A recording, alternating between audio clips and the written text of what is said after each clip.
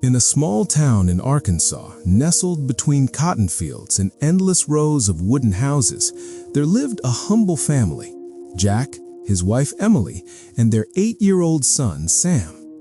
Their home, weathered by years of sun and rain, was made of old wood with rusty tin roofs that creaked with every gust of wind. The house was silent, too silent, except for the occasional whisper of wind or the faint sound of farm animals in the distance. Jack was a man of few words. He worked tirelessly in the cotton fields, rising long before the sun to avoid the harsh reprimands of his foreman. The air, thick with summer heat, would often seem to weigh more than the work itself.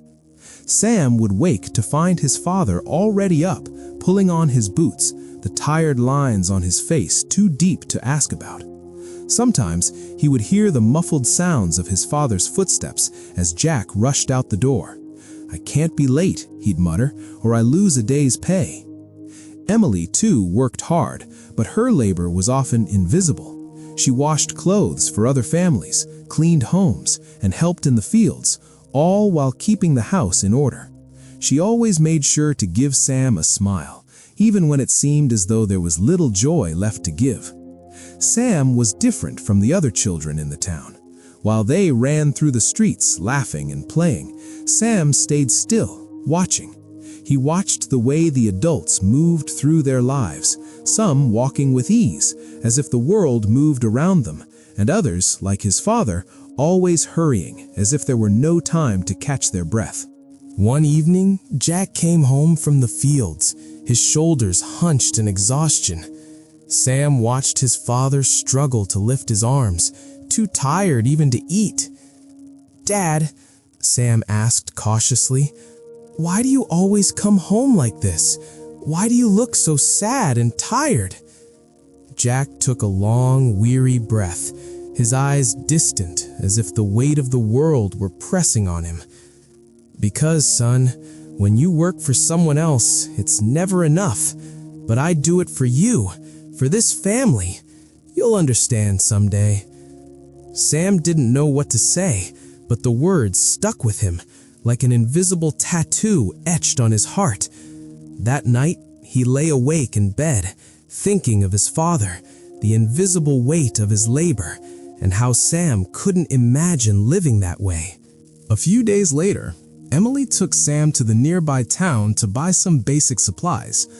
To Sam, the town felt like a distant world, a place where life moved faster and where everything seemed to hum with energy. They walked past old cars, stray dogs, and street vendors haggling over their wares. The sounds, the smells, the hustle, it all captivated him. In the middle of it all, they entered a bakery.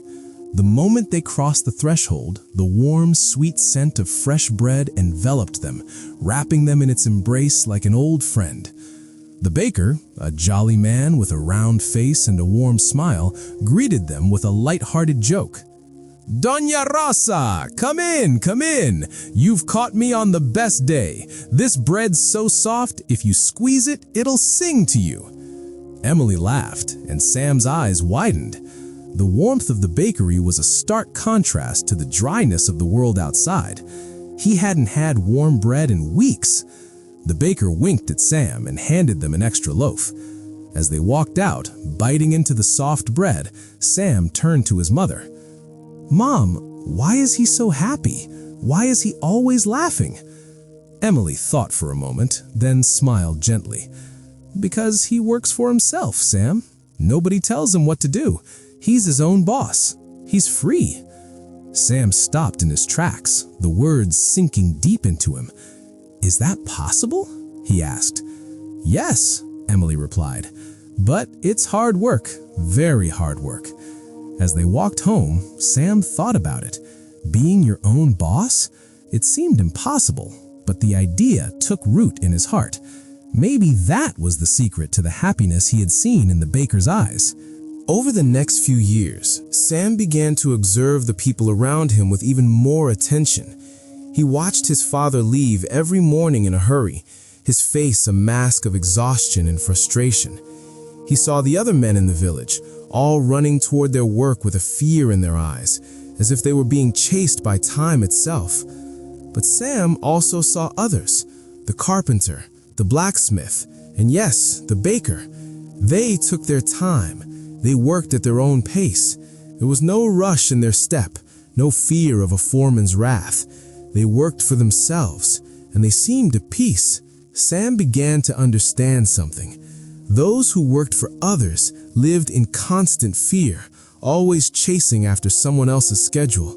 But those who worked for themselves, they lived differently. They lived on their own terms, and that thought stayed with him, growing quietly in his heart like a seed, waiting for the right moment to sprout. At the age of 15, Sam made a decision. One night, when Emily wasn't looking, he took a small bag of flour that she had set aside for a special occasion and began to experiment. He wanted to make bread, just a little at first. "What are you doing with that flour, Sam?" Emily asked, raising an eyebrow. "I want to try making bread, Mom," he said, his eyes wide with excitement. Emily sighed, a hint of concern in her voice. "Son, where did you get this idea?" "I want to try," Sam repeated. "Like the baker in the big town. He was happy because he worked for himself. I want that too." Emily looked at him for a long moment, then smiled softly. "All right, but don't burn the kitchen down." The first loaf was a disaster. It was burnt, hard, and shaped like a stone. Emily ate it anyway, forcing a smile. "It's nice, Sam." Sam laughed, even though it hurt a little, but he didn't give up. Every day he tried again, each loaf a little better than the last. Sometimes it was flat, sometimes it was too hard, but other times it was just right. Slowly but surely, he began to sell his bread to the neighbors, and every coin he earned felt like a promise that one day he wouldn't have to work for anyone else. As Sam worked, his father became more skeptical. "Stop wasting your time, boy. You should be thinking about real work," Jack would say. But Sam never argued. He simply watched his father come home more tired and beaten every day.